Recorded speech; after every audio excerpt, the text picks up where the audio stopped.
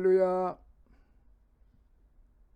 지난 시간 말라기서 2장 2-1편에 이어서 오늘 이 시간에는 2장 2-2편으로 이제 시작을 합니다. 지난 시간에 각 절수를 살펴보면서 공부를 했습니다. 오늘 이 시간에는 이제 2장 이 부분에 대해서 포괄적인 면에서 잠시 살펴보도록 하겠습니다. 본문에서 제시하는 바 하나님의 일꾼된 자들에게 요구되는 삶의 자세가 어떤 것인가? 첫째, 사명을 성실히 완수해야 한다. 하나님께서는 맡은 바 거룩한 소임에 충실치 못하고 오히려 치부를 일삼고 하나님의 명예를 실추시켜온 제사장들을 책망하시고 그들이 각자 행실을 고치고 레위와 세운 언약 곧 레위 지파에게 허락된 제사장직을 영속하기를 원하셨습니다. 1절로부터 4절. 한편 하나님께서는 레위와 언약, 실제로는 레위의 후손인 아론과 체결하심. 역대상 6장 49절. 레위와 언약을 체결하시고 그들로 백성을 위한 속죄 제사를 드리며 하나님께 영광을 돌리도록 거룩한 사명을 부여하셨습니다. 레위는 하나님께 징계를 받은 경험이 있음에도 불구하고 창세기 34장 25절로부터 26절, 49장 5절로부터 7절. 레위의 자손이 이 같은 복을 누린 것은 그들이 아론의 금송아지 사건 때에 하나님 편에 섰고 출애굽기 32장 26절로부터 29절. 또 바알부올 사건 때에 레위 지파 출신 비느하스가 경건히 헌신했기 때문에 민수기 25장 1절로부터 13절. 결국 하나님은 그들의 거룩에 대한 열정, 헌신과 사명에 대한 불타는 열의를 높이 사시어 그들과 언약을 맺으셨습니다. 따라서 하나님은 말라기 당시에 범죄한 제사장들을 향해 거룩과 사명 완수에 대한 열의를 다시 한번 요구하셨던 것이죠. 그리하여 하나님은 엄중한 징계의 메시지를 통하여 제사장들의 그릇된 행동과 마음 자세를 지적하시고 그들로 하여금 정신을 차리고 주어진 사명을 새롭게 감당해 가도록 독려하셨던 것입니다. 정녕 거룩한 하나님께 봉사하는 자는 그 언행 심사가 거룩해야 하며 또 주의 일을 맡은 자는 일단 사명에 충성해야 한다. 고린도전서 4장 2절입니다. 맡은 자가 구할 것은 충성이니라. 자, 두 번째로 하나님을 경외하고 그분의 법을 지켜야 하죠.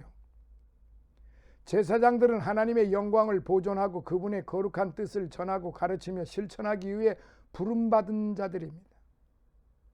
그런데 안타깝게도 말라기 당시 제사장들은 자기 혼자의 경건은 고사하고 남을 넘어뜨리는 거침돌 같은 악한 영향을 미치고만 있었습니다. 7절로부터 8절. 사실 그들은 참으로 인간이 취할 수 있는 가장 영예로운 직책인 여호와의 사자 말라키, 여호와의 사자의 지위를 부여받았는데 그럼에도 불구하고 제사장들은 하나님을 영화롭게도 못하고 백성들로 하여금 하나님의 법을 온전히 수행하게도 못하는 그야말로 여호와의 대적이 되고 말았던 것입니다. 정녕 하나님의 사람으로서 제일 근본 도리는 하나님을 경외하고 잠언서 1장 7절 그분의 말씀에 온전히 순종해야 합니다. 시편 1편. 자, 그리고 이제 세 번째, 형제와 화목해야 합니다. 제사장들이 레위와 맺은 하나님의 언약을 범한 것과 마찬가지로 일반 백성들도 자신들의 조상들이 하나님과 세운 귀한 언약들을 무시하고 파기하였습니다. 그 중에서도 특별히 형제와의 화목을 저버렸던 것입니다. 10절. 사실 이스라엘은 하나님을 유일한 아버지, 즉 하나님은 이스라엘을 선민으로 택하시고 애굽에서 구원하여 가나안에서 나라를 세우게 하셨다는 점에서 아버지가 되시는데, 유일한 아버지로 모신 한 형제요 한 자매들이었습니다. 그럼에도 당시 이스라엘 백성들은 형제의 마음을 아프게 하고 가정의 평화를 깨뜨리는 일을 스스럼 없이 행하고 있었어요. 그러나 이스라엘이라는 가정을 돌보고 계신 하나님은 하나님의 자녀들이 서로 화목하고 연합하는 것을 기뻐하시며 그것으로 하나님의 영광을 삼기를 원하십니다. 요한복음 13장 34절로부터 35절, 시편 133편 1절. 자, 이제 네 번째 말씀, 세속과 혼합하지 말아야 합니다. 세속과 혼합하지 말아야 하는데, 하나님께서는 이스라엘이 이방인과 혼인하는 것을 마치 우상을 섬기는 것과 같이 가증한 일로 단죄하셨습니다. 11절에. 이처럼 하나님께서 이방인과의 혼인을 금하신 이유가 무엇일까요? 그 이유는 신앙적인 측면에서 찾아볼 수 있는데요. 즉 가증스러운 우상 숭배자인 이방인과 결혼하게 되면 그 이방인은 자연 이방의 헛된 사상과 그릇된 가치관, 부패하고 타락한 생활 습성을 가지고 가정을 꾸미게 될 것입니다. 그럴 때 이스라엘인이 이방인 배우자를 개심시켜 여호와의 신앙으로 인도하기보다는 오히려 이방인 배우자로 인하여 여호와 신앙을 망실해버릴 위험성이 더욱 높기 때문이었습니다. 그 결과 이스라엘은 하나님을 떠나 또 하나의 우상 숭배자로 전락하고 마는 것입니다. 바로 이런 맥락에서 하나님은 이방인과의 결혼을 금하고 계신 것입니다. 사도 바울 역시 이런 맥락에서 세속과의 혼합을 엄히 경계하고 있습니다. 고린도후서 6장 14절로부터 18절에. 자, 다섯 번째, 올바른 가치관과 신앙관을 가져야 합니다.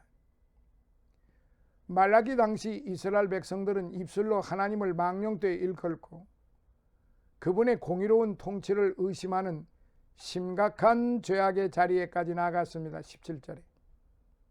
특히 그들은 잘못된 것을 잘했다고 하고 잘한 것을 잘못되었다고 하는 등 선악에 대한 분별력을 상실함으로써 전도된 가치관을 지니게 되었습니다. 사랑하시는 성도 여러분, 오늘 우리가 살고 있는 현실을 통해서도 완연히 볼 수가 있는 사건들입니다. 지금 우리 주변에서 일어나고 있는 모든 사사건건들을 한번 생각을 해보세요. 분명히 잘못했는데 잘못 안 했다고 박박 우깁니다. 엄연히 증거가 드러났는데도 괜찮다고 합니다. 그리고 더 하나 웃기는 것은 예를 들어서 10가지 잘못이 있으면은 한두 가지 그 잘못한 걸 가지고 사과를 하면 다 되는 줄 압니다. 그리고 그 잘못이 무슨 그렇게 대수로운 것이냐라고 그게 관행이다 그러고 그따위로 말을 하고 있습니다. 이게 얼마나 무지하고 오만방자한 말들입니까? 이것이 소위 배웠다고 하는 사람들의 입에서 나오는 소리입니다. 소위 이것이 한국 지성인들이, 그 지성인들이란 바로 저 여의도 광장에 있는 사람들입니다. 그리고 거기에 빌붙어서 군더더기가 되어가지고 잡동사니들이 모여서 하는 말들입니다. 아니, 잘못한 것이 있으면 잘못했다고 해야죠. 그런데 그거 무슨 관행이니? 뭐 그런 정도는 괜찮는. 그런데 상대방이 만약에 그거보다 더 못한 것을 하면은요, 벌떼같이 달려들어서 확대 해석을 해가지고 금방이라도 아주 그냥 큰 대역죄를 진 것 마냥 그렇게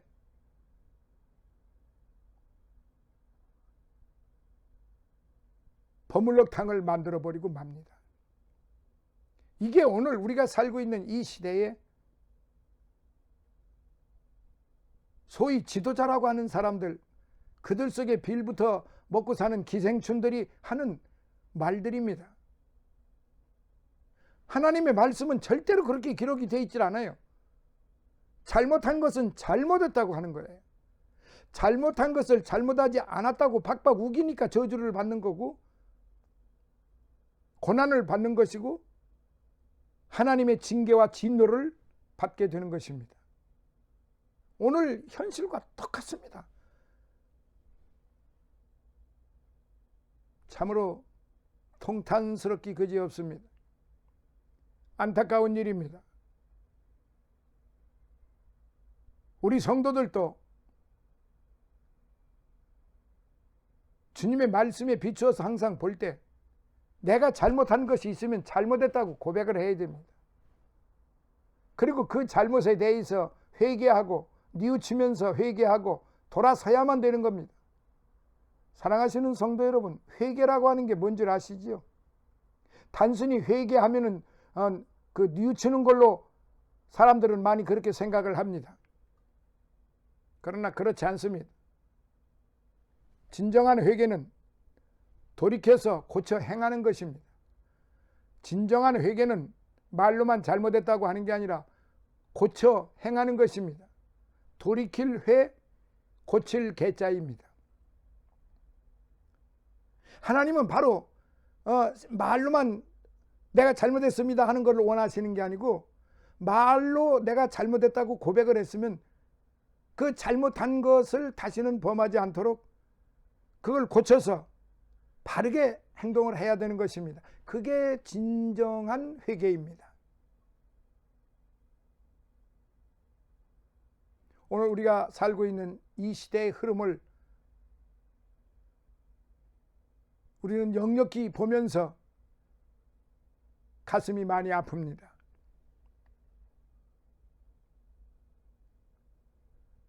따라서 인간이 바른 판단과 분별력을 가지기 위해서는 무엇보다도 요한복음 14장 1절에 있는 말씀처럼 나는 길이요 진리요 생명이니 나로 말미암지 않고는 결단코 하늘나라에 갈 수가 없다.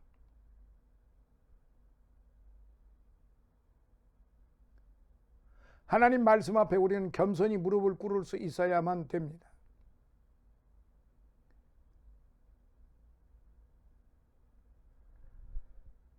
이것이 바로 이 말라기 선지자가 가르치는 정말로 엄연한 그러한 말씀인 것입니다. 이제 이 부분에 대해서 좀 더 한 발자국 깊이 들어가 보겠습니다. 1절로부터 17절에 대한 것을 이스라엘의 사회의 타락상, 그리고 결론은 무엇이냐? 생명과 평강의 길을 하나님이 열어주시겠다고 하는데, 이 구약시대 마지막 선지자인 말라기는 바사, 즉 페르시아입니다. 바사라고 하는 나라 이름이 고대 국가 강대국이었죠. 바사라고 하는 나라가 페르시아, 제국 아닥사스다 1세와 유다 총독 느헤미야 시대에 활동을 했습니다. 이 같은 추정이 가능한 것은 느헤미야 시대의 사회상과 말라기 시대의 사회상이 같기 때문에 그렇습니다. 사랑하시는 성도 여러분, 이런 배경 하에서 당시 이스라엘 백성들에게는 생명과 평강이 없었어요. 그것은 그들이 일찍이 하나님과 맺은 생명과 평강의 언약을 파기해버렸기 때문에 그렇습니다. 그렇다면 당시 이스라엘 백성들이 생명과 평강을 다시 회복하는 길은 무엇일까요? 어찌 해야만 이 생명과 평강을 하나님 앞에서 다시 회복하는 그런 일이 될까요? 첫째로 9절을 봅니다. 첫째, 하나님의 도를 지켜야 한다고 말라기 선지자는 강력하게 권하고 있습니다. 말라기 당시 이스라엘의 타락은 무엇보다도 성전 제사를 책임진 제사장들의 타락에 기인했습니다. 오늘 우리 주변에서 일어나는 한국 교회의 실태를 보아도 똑같습니다. 그때나 이때나 다를 바가 없습니다. 이스라엘의 타락은 무엇보다도 성전 제사를 책임진 제사장들, 오늘날 하나님의 교회를 책임진 목회자들입니다. 대부분의 많은 목회자들은 열심으로 합니다.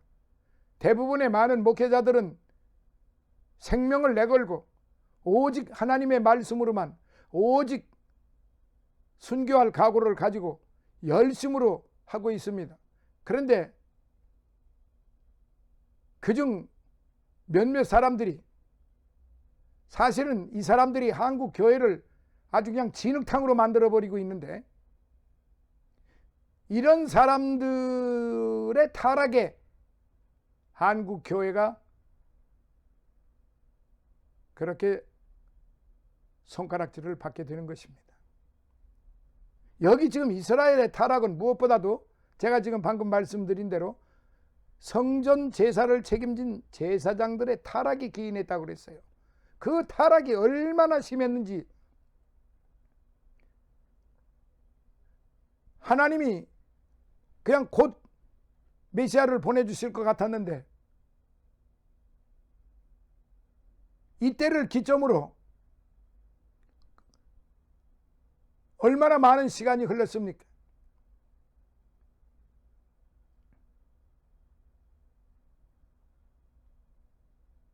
스가랴 선지자를 기점으로 놓고 볼 때 500년이 넘은 세월입니다. 500년이라는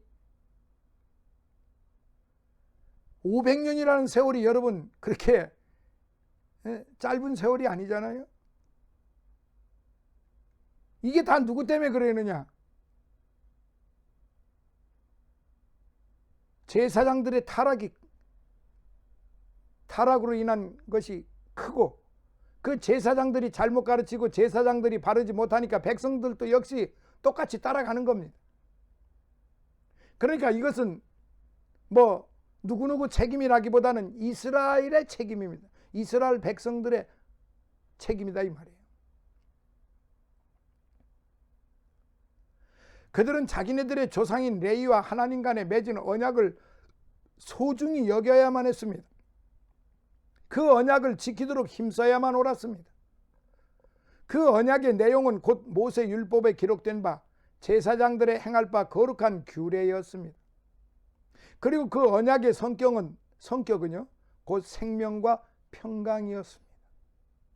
따라서 레위 언약, 제사장의 언약을 조차 제사장들이 여호와의 규례의 도를 잘 지켜 행하면 그건 자신은 물론이요 이스라엘 백성들에게 생명, 하임, 히브리어로 하임입니다. 생명이 되고 또 평강, 샬롬.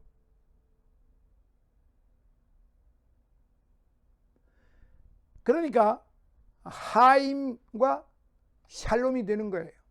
생명과 평강이 되는 거란 말이죠. 오늘 저와 여러분들은 이 생명과 이 샬롬 속에서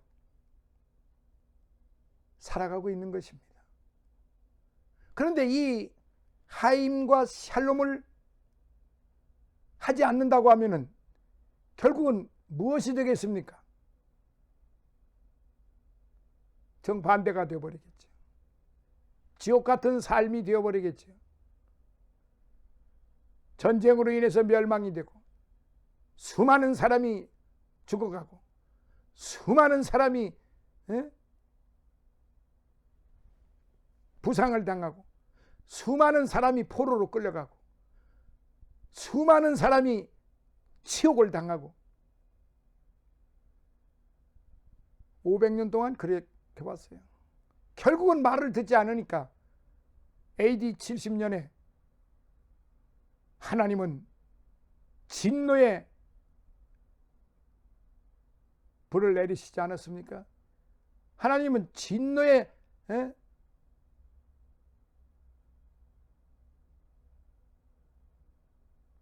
그 칼을 드셨던 것입니다. 예루살렘 성이 완전히 돌 위에 돌 하나도 남기지 않고 다 무너져 버렸어요. 얼마나 하나님의 진노가 크셨겠습니까?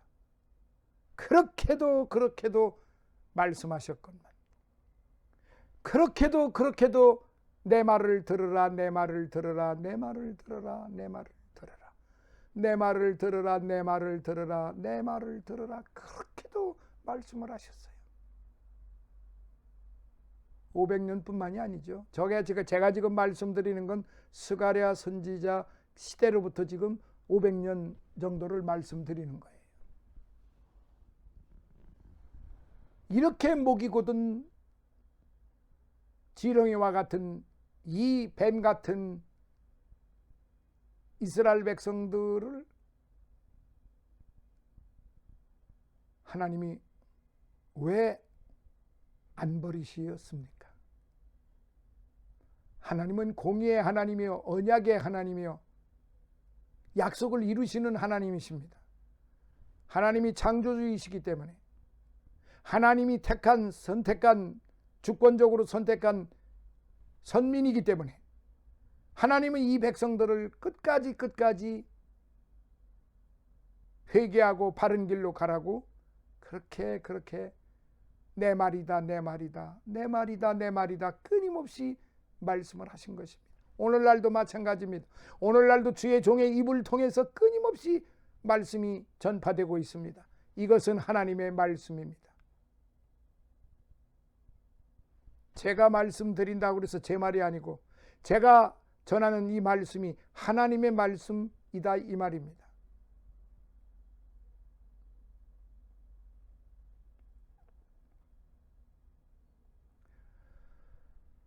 사랑하시는 성도 여러분, 그러나 이 제사장들은 정도를 떠나 레위 언약을 파했습니다. 8절. 그리하여 자신들도 그 도에 넘어졌고 많은 사람들로 또한 율법의 도에 거치게 했습니다. 그 결과 이스라엘 땅에서는 생명이 없었고 평강이 없었습니다. 하임과 샬롬이 없었습니다. 그들은 살아서나 죽었고 웃지만 실은 탄식뿐이었습니다. 그것은 하나님의 생명과 평강의 도를 지키지 않았기 때문입니다. 따라서 말라기는 이 사실을 깨우치면서 활기 넘치는 생명의 삶, 그리고 기쁨 넘치는 평강의 삶을 위해서는 정녕 하나님의 말씀의 도를 지켜야 한다고 강조한 것입니다. 이 사실을 잊지 마시기 바랍니다. 둘째, 16절, 자기 심령을 삼가 지켜야 합니다. 말라기 당시 이스라엘 사회의 주요 문제점은 이혼과 자폰의 문제였습니다. 곧 이스라엘 백성들은 조강지처를 버리고 우상 숭배에 물들은 이방 여인들과 아무런 거리낌 없이 통혼했던 것입니다. 11절, 그러고도 그들은 자신들에게 축복이 임하지 않는다고 하나님 앞에서 어찌미니까? 왜 우리를 축복해 주지 않으십니까? 하나님이 언제 우리를 사랑하셨습니까? 하면서 목을 뻣뻣이 세웠던 것입니다. 이스라엘이 이처럼 젊어서 취한 언약의 아내를 쉽게 저버리는 행위는 마치 일찍이 시내산에서 맺은 언약의 하나님을 헌신짝처럼 저버리는 행위와 같았던 것입니다. 따라서 하나님은 그러한 이스라엘 백성들의 행위를 한마디로 괴율로 보고 괴사로 보고 그러한 이혼의 행위를 심히 미워하셨던 것입니다. 사실 아내를 저버리던 당시 이스라엘 백성들의 심령 속에는 일찍이 한 남자 아담을 위해 한 여자 하와를 지으사 서로를 부부로 맺어주신 하나님이 그 신성한 결혼 제도를 멸시하고 무시하는 괴사가 깃들어 있었습니다. 15절. 그것은 명백한 위약의 행위요 배반의 행위였습니다. 그러한 백성들에게 어찌 생명과 평강의 축복이 임할 수 있겠습니까? 오직 공의의 심판만이 있을 따름입니다. 그런 거로 오늘날 우리 성도들은 언약을 저버리고 자기 정욕의 소욕을 쫓아 행하는 괴사한 자들이 되어서는 절대로 안 됩니다. 그곳에 결단코 생명이 있을 수 없고 평강이 있을 수 없어요. 따라서 생명과 평강의 복을 누리기를 원하는 자는 자기 심령을 삼가 지켜 맺은 바 신실한 언약 안에 머물러 있어야만 하는 것입니다. 자, 이제 마무리하겠습니다. 사랑하시는 성도 여러분, 이 말라기 선지자를 통해서 2장을 통해서 오늘 이제 이 말씀을 통해서 우리는 어떠한 삶, 어떻게 적용을 해나가야 할까요? 성도 여러분, 우리는 십자가 구속의 은혜로 거듭난 자들입니다. 노예된 옛 땅 바벨론에서 귀환하여 이제 시온의 땅에 거하는 기쁨과 구원의 백성이란 말입니다. 따라서 이제 우리의 삶은 생명과 평강이 넘치는 삶이 되어야 합니다. 오늘날 과연 그러합니까? 만약 그렇지 못하다면 그 원인이 어디에 있다고 생각하십니까? 재물이나 권세가 없어서입니까? 아니면 넓고 편안한 집이 없어서입니까? 그것도 결코 아닙니다. 본문에서 우리는 그 참된 이유를 찾아볼 수 있어요. 그것은 하나님의 말씀의 도에서 벗어난 다른 엉뚱한 데서 헤매고 있기 때문입니다. 또한 자기 심령을 삼가 말씀 안에서 굳게 지키지 못하고 육신의 정욕과 안목의 정욕과 이생의 자랑을 쫓아 행하기 때문이 그렇습니다. 요한일서 2장 15절로부터 17절. 이 사실을 깨닫고 이제는 말씀의 도를 지켜 행하고 또한 나의 심령을 언약 안에 삼가 지킴으로써 날마다 하임과 샬롬, 생명과 평강의 삶을 살아가도록 하셔야 됩니다. 갈라디아서 2장 10절, 디모데후서 2장 15절, 에베소서 4장 22절로부터 24절, 이 성경 말씀을 한번 찾아서 꼭 읽어보시기를 바랍니다. 이렇게 하나님은 레위와 세운 언약을 가리켜 생명과 평강의 언약이라고 말씀을 하셨어요. 그것은 곧 규례를 쫓아 제사의 도를 올바르게 행할 때 그 속에 생명과 평강이 있다는 의미입니다. 그렇다면 구약 제사 제도의 참 실체는 무엇입니까? 히브리서를 보면 그것은 예수 그리스도이십니다. 따라서 구속사적 차원에서 이것은 그리스도 예수 안에 참 생명과 평강이 있다는 뜻입니다. 하임과 샬롬이 예수 그리스도 안에 있다는 뜻이에요. 혹 지금 우리는 생명 하임과 평강 샬롬의 삶을 누리지 못하고 있습니까? 예수 그리스도께로 지금 이 시간 나오십시오. 오직 거기에만 참 생명과 평강이 있습니다. 할렐루야. 말라키 여호와 하나님은 여호와 하나님의 사자. 오늘 저와 여러분들은 여호와 하나님의 사역자들입니다. 모두가 다 하나님의 일꾼들이고 종들이고 청지기들이고 사명자들입니다. 어찌하시겠습니까? 이 말씀대로 그렇게 사시고 그렇게 행하셔야 되고 그렇게 감사하셔야 되죠. 그렇게 충성을 하셔야 되지 않겠습니까? 할렐루야. 우리 모두 그렇게 사시기를 예수님 이름으로 축원합니다. 감사합니다. 다음 3장에서 만나 뵙도록 하겠습니다. 할렐루야.